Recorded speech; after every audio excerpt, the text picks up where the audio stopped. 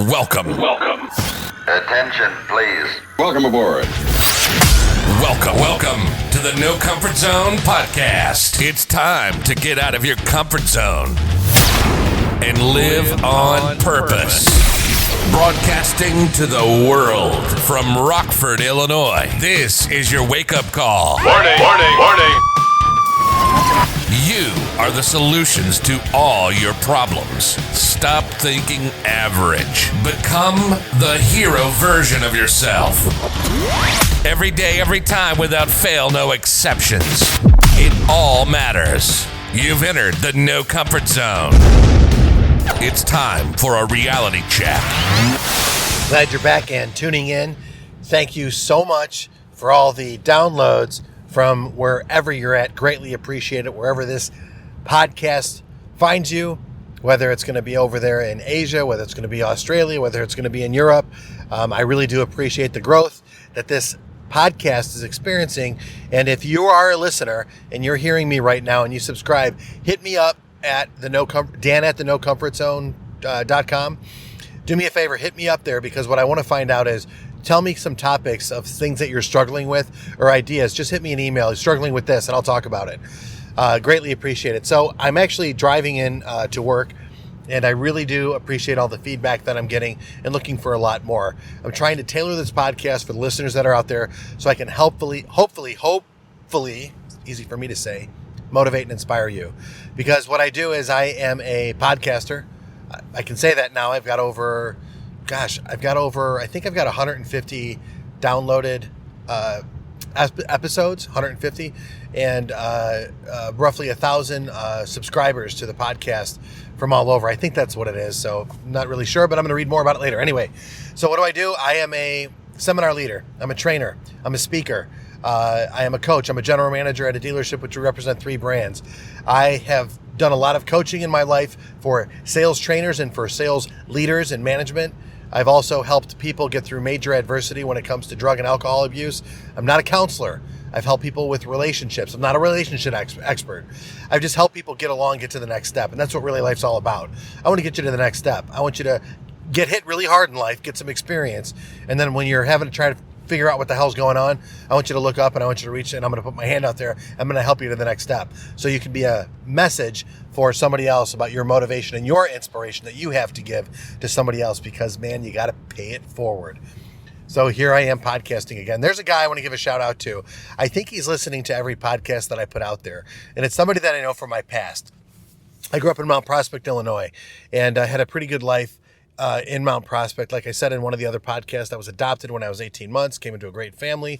And a lot of our family life was based around the church that we grew up around, St. Emily's Catholic Church in Mount Prospect, Illinois. It's still there. It's still standing. A lot of great people there.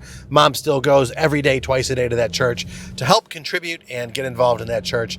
And she is a saint. So when I sobered up, and when the people from the church helped me to sober up, got put into rehab, went to the hospital and all that good stuff. Long journey, long story. You can hear it on the other podcast, but it is something that I've gone through, and it was a painful journey, but I'm glad to say that I'm sober, happy, joyous, and free today. Thank you to the program of Alcoholics Anonymous, and thank you so much for my faith in Jesus Christ. And that's the first time I've ever said that, but it feels sure good to say it. I do believe in God, and I do believe in everything that he's offered me and everything that's giving to me, including the challenges in my life, and I'm grateful for him. I really am. There's a guy that I know that back in the day when I decided to clean my act up, I wanted to start a group, a meeting in St. Emily's Church, because, hey, no matter where you go, there's addiction and there's abuse everywhere you go. And the best one for me at the time was to stay with Alcoholics Anonymous. I met a really good sponsor. He's Chuck. His name is Chuck. He lives in Florida. He is one of the guys that saved my life. Great guy. Lives just a great life, and I want what he had from his sobriety. So I connected with him. We met up, and it's been a great relationship ever since. Still talk to him every now and again when life gets to me a little bit, but sure do miss him. But the person I want to talk about is Joe. Joe, if you're listening, thanks so much for all the likes on Twitter. I really do appreciate it. But Joe and I go back. We were kids in grade school. He was a little bit older than I was, but we took the same path. We decided to take the same path, and we've had some pretty unfortunate things happen to us both. Not at the same time, but at different points. I knew of his story and of his plight, and his sobriety has been going on a very long time. He's been sober a lot longer than I have. And it's been great to reconnect with him. And when we started the meeting in St. Emily's, he was a big part of that. And I just wanted to give a shout out. I really do appreciate you listening, Joe. And thanks so much for sharing it. And thanks so much for just being supportive. Because I remember when I was new to the program and I showed up, you were one of the guys that had it under control. At least it appeared to me. And I looked at you and I was like, you know what? You're a calm guy. You've got the sobriety thing under, and I want it desperately. And you figured it out, and you were coaching and you were helping. You're a soft-spoken guy, but you're genuinely a good human being. And from what I remember when we met back then and when we were growing up, just a solid citizen. And yeah, addiction did get the best of us back in the day, but now I don't want to say we've conquered it, but we've managed it, and we're dealing with it on a regular basis. And I'm going to speak for myself, and maybe I can speak for you. I think because we've been in the program, it's actually made us better people, even without the alcohol and the other stuff. Just a better way to live life. So this is a shout out to you, and I appreciate all of the help and all the support that you've given me. And with that being said, you know, it's the funny thing. I've been involved in the program for a while, and I went for probably 10 times prior I was told I had to go, you get in trouble, you got to go. And after all the detoxes, and I had to go through, I think I went through 6 or 7 detoxes from everything from pills, alcohol to drugs, and I had to go through that. Well, then they always make you go to a meeting, right? And I would go to these meetings, and I would always fall asleep in them. I was bored. Didn't like the old geezers that were there. Truth be told, a lot of wisdom, a lot of adversity, a lot of just really good people. And as I got to listen to their stories and stuff, I knew one thing's for sure. I don't want to get as bad as they got. And I had it pretty bad. Some of these guys had it worse. But in the end, there's always one common thread. Most people that are alcoholics or addictions, and I learned this in rehab too, are really good people. They really are good people. It's just their way of thinking and their way of coping and reaching for the drugs does bad things, and then it becomes habit forming, it becomes addictive, and then it becomes a way of life, and it becomes a coping mechanism. And there's a lot of intelligent people that are in rehab, and if we can just give them the time and the health and support that they need, and also the training that they need without psychotropic drugs first, right? You don't need all that, because mental health and all that, I think, tie very well together. I have a lot of experience with that.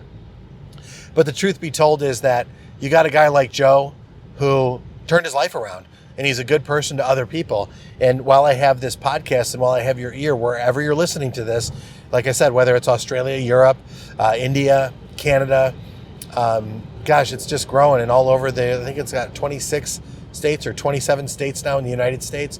Wherever you're listening to it, and if you're a guy who's been in the program, been out of the program, or want to get back in the program, I can even help with that too, point you in the right direction. Because without being sober and without being happy, joyous, and free, I would never be able to have the ambitions that I have. I would never be able to have these goals that I've accomplished in my life. And quite frankly, I wouldn't be living today because, quite frankly, I was at the end of my rope. And mentally or physically, the drugs, the alcohol, and the lack of coping got the best of me. And I was down and out. So you don't need to get there.